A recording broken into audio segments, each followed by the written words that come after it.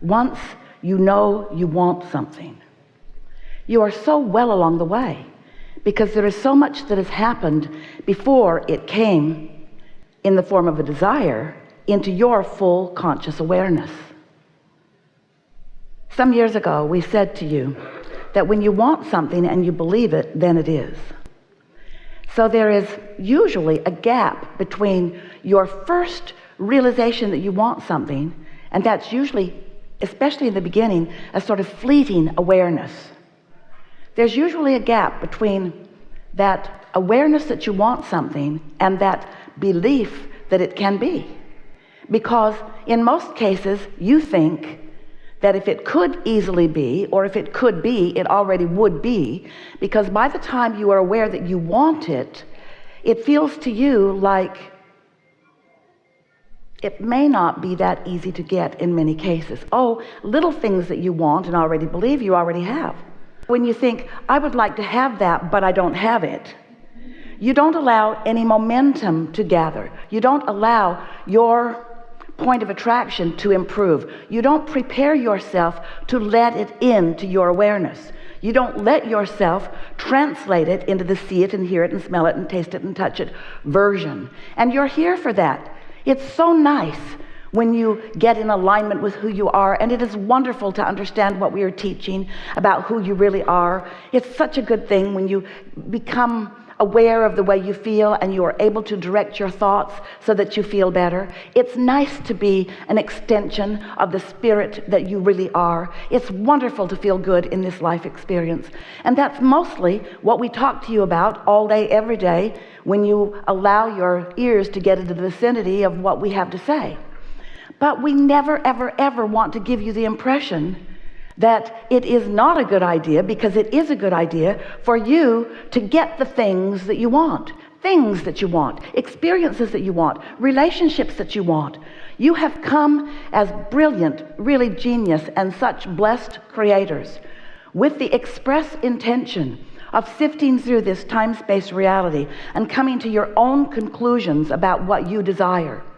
In order for the universe, source energy, and all of the cooperative components to come together in order to allow you to experience the fullness of these things that you want.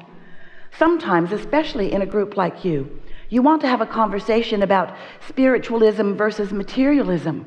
And we say there is nothing more spiritual than the manifested version of spirit. This that is all around you is what you came for. You came because you are leading edge creators. So you came into a leading edge environment because you want to create leading edge experiences and things in this leading edge environment. And really, nothing less than that will ever do for you. Because if life causes you to give birth to a desire, this time-space reality has the wherewithal to supply all of the ingredients to you and to it fully. You are not meant to deprive yourself of anything that you have identified that you want. So we began speaking to you about the creative process, what this deliberate creative process really is. Whether it's deliberate or not, this is the process. Step one says, life is going to cause you to come to an awareness of what you want. And that part's easy for you, isn't it? You know what you want. Sometimes hard for you to admit it because your beliefs tell you you can't have it, and it doesn't feel good to talk about things you want when you don't believe you can have them, but you know what you want. And we want you to know that we know what you want. We know what you want, and we know where you stand right here, right now, in relationship to everything you want. So when that desire occurs to you, oh, it is such a good thing. Step one has happened. Life has caused you to give birth to a desire, and it is well along the way by the time you are consciously aware of it. Step two is, source becomes a vibrational match to that desire. Your inner being wraps itself all around the desire that you have given birth to and becomes a point of attraction. And law of attraction begins responding to that point of attraction. So your desire begins to formulate into much more than just the thought form that it is when you realize you want it, all the way in to this full-blown manifestation where you and others can see it and hear it and smell it and taste it and touch it. And all along the way in that progress, from it being an idea to becoming the full-blown creation that you want, all along that way, you can be and are meant to be joyful as you are able to witness the cooperative components coming into place, supporting your idea, giving you hunches and nudges and impulses and inspiration so that you have right time, right place things, rendezvous happening all the time. We want you to reach the place where you are not feeling discord between the desire and the full manifestation of it. If you can decide today that you're going to enjoy every step along the way as this full-blown, already in progress idea of desire that is backed up by source energy, by all that is, by your inner being, and by every cooperative component in the universe, if you can accept that this desire is already well underway, and you can then sit in a relaxed understanding that it is going to come to full fruition unless you do that thing you do that prevents you from witnessing it happening. That thing that you do is what step 3 is all about. That thing that you do is you must think in favor of it happening, not in discord. You have to be a cooperative component with your own powerful, important thoughts. You can't think against your own desires and allow that gap to close. You have to lean in the direction of it. Your work is to believe what you want. Talk yourself into believing what you want. Cease the split energy. I want it, but I would really like to have that, but I've wanted it for such a long time and it's just not happening. Yeah, right. I would really like to have that, but I don't know anyone that has that easily. I want that, but there's too much of a price that I would have to pay in order to get that. You often shoot your desires in the foot with your awareness of what is. And that's the part that we really want to get your attention about here and now. Because isn't this interesting? So you're standing in a place, living some life, and life shows you or brings you to an awareness that you are without something that you want to have. So knowing what you don't want or what you don't have helps you to know what you do want. So this desire becomes more and more and more until it comes into your conscious awareness. And so now you have a desire. You have a desire, and do you know what the only thing is that's keeping you from closing in on your desire, from having fun, watching things come into place and getting the fullness of it? Do you know the only thing that's keeping you from it? You're looking at what is, and what is opposite of what you want. And so the what is vibration has more of your airtime. You're talking more, thinking more about what is. And so you're not allowing yourself to talk and think about what's becoming. So you are pessimistic about what's becoming because you're talking about what is. And isn't that interesting? Don't you just find that interesting when you look at it that way, that the only thing that keeps you from moving to where you really want to be is talking about where you are incessantly. You're so interested in where you are. Let me explain to you where I am, you say to anyone who will pause and listen.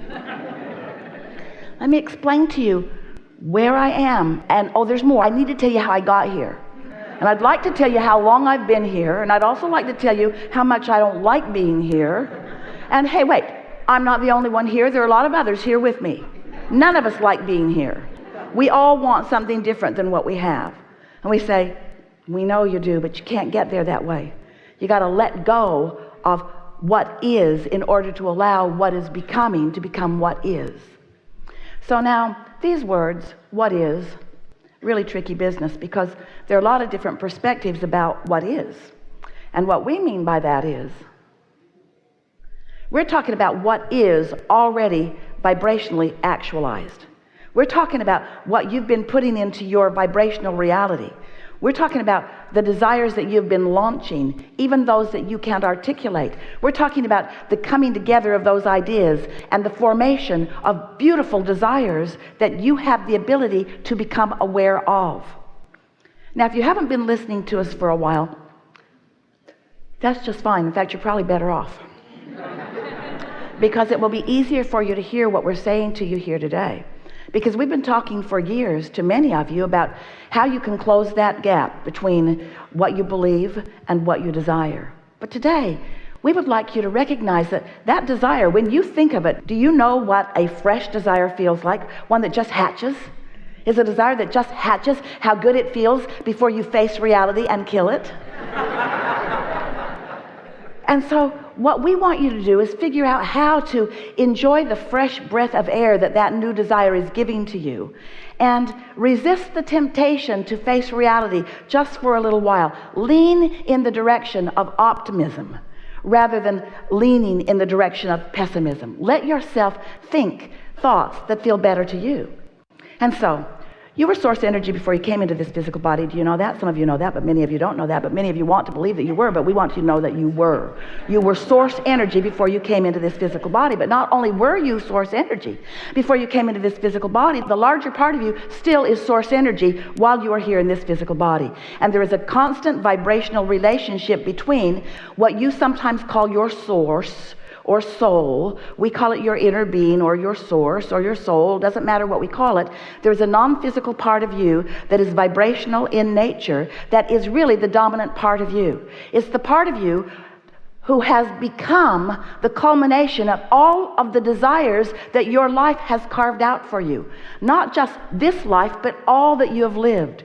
You stand in this vibrational reality. We started to call it the vortex. We wanted to make it feel real to you. You stand in this vibrational reality as the culmination of all that you have lived. You have prosperity beyond our ability to describe, clarity, wisdom. You are liquid love. You are pure positive energy, and life is meant to be good for you.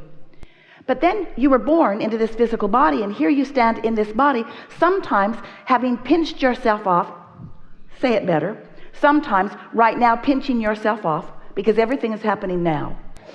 Sometimes you are pinching yourself off from the wholeness that is you. And you know how you know that you're doing that? You feel rotten while you're doing it. That's what pessimism is. That's what anger is. That's what defensiveness is, or frustration. That's what all those emotions that you describe as negative emotions are about. It's an indicator that there's a part of you that feels so good about whatever it is that you're focused upon. But when you feel negative emotion, it means you are focused in abject resistance or difference or opposition to the way the source within you feels and what the source within you knows about that. So now we've talked to you about vibration, and we know if we were sitting in your physical shoes, we might not be so eager to hear about vibration, because you really don't need to know so much about vibration. Vibration is something that you can't see. It's something that you can sense. You're translating vibration all the time. That's why you can smell. That's why you taste. You're translating vibration. It's why you see and hear. It's what your fingertips are all about. You are translating vibration. And your solar plexus translate vibration into your emotions. And your emotions let you know. They are for one purpose and one purpose only. They are to let you know whether in this moment when you are feeling this emotion, whether you are allowing yourself to be an extension of who you really are, so you are flowing with who you really are, or whether you've pinched yourself off from that and you are temporarily, sort of by your own choice, usually not meaning to do it, but by default, by your own choice, holding yourself out raw and ragged, not connected in the way that you could be to this replenishing, revitalizing, always being offered to you source energy. So, step 1, you ask. Step 2, source answer. Step 3, you find a way to be a vibrational match to what you're asking for. You talk about it in ways that help you believe it. And then step 4 is simply mastery of that. Step 4 is getting so good at caring about the way you feel that in the early subtle stages of negative emotion, you change the thought when it's possible. You don't wait until it's a big boulder rolling down a mountain and then be at the bottom and try to, wait, I want you to stop. It won't stop then. It will run you over. And then step 5. Step 5 is our favorite step. Step 5 is you no longer being mad at yourself when you're back in step 1. because step one is the sifting and the sorting and the giving the birth to the beginning of all desires. It's such a perfect system. You knew it when you came, and many of you are understanding it now. Life is supposed to feel really good to you.